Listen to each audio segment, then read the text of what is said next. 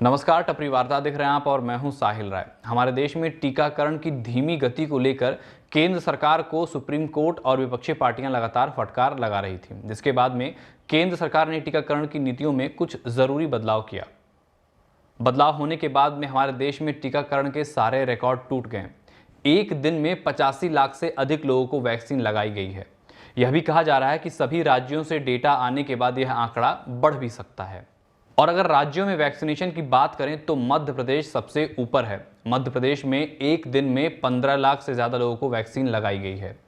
मध्य प्रदेश में record vaccination होने के बाद में मध्य प्रदेश के मुख्यमंत्री शिवराज सिंह चौहान ने कहा कि हमने 10 लाख वैक्सीन लगाने का संकल्प लिया था, पर जिस तरह से मध्य प्रदेश में वैक्सीनेशन को लेकर माहौल बना हुआ है, समाज का हर वर्ग वैक्सीनेशन अभियान से जुड़ चुका है। इसके बाद में दूसरे स्थान पर है कर्नाटका, जहां पर 11 लाख से अधिक लोगों को वैक्सीन लगाई गई है।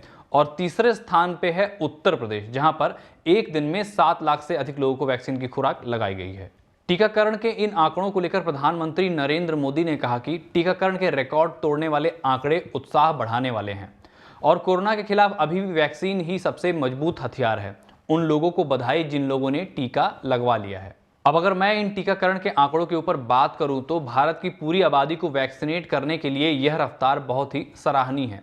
पर थोड़ा सा संदेह भी पैदा होता है इन आंकड़ों को देखकर, क्योंकि इससे पहले भी सरकार ने आंकड़ों को छुपाने का काम किया है और गलत आंकड़ा दिखाया है।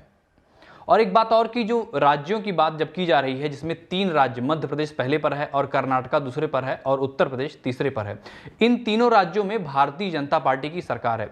तो कहीं इस तरह के आंकड़े दिखाकर सरकार ये तो नहीं दिखाना चाह रही कि जिन राज्यों में भारतीय जनता पार्टी की सरकार है वहां पर टीकाकरण ज्यादा अच्छे से हो रहा है। खैर, अब बढ़ते हैं दूसरी खबर की तरफ। पश्चिम बंगाल में विधानसभा चुनाव के नतीजे आने के बाद में जो हिंसा हुई थी, उसको लेकर कलकत्ता हाईकोर्ट ने राष्ट्रीय मानव अधिकार आयोग को जांच करने का निर्देश दिया था, जिसके बाद में पश्चिम बंगाल सरकार ने हाईकोर्ट में एक याचिका फाइल की थी और आग्रह किया था कि इस आदेश को वापस ले लिया जाए।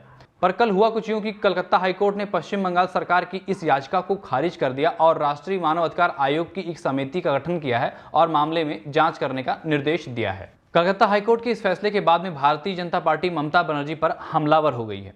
देखिए, पश्चिम बंगाल विधानसभा चुनाव के दौरान और परिणाम आने के बाद जितनी भी हिंसा हुई है, उसमें तृणमूल कांग्रेस और भारतीय जनता पार्टी दोनों के ही कार्यकर्ता शामिल थे।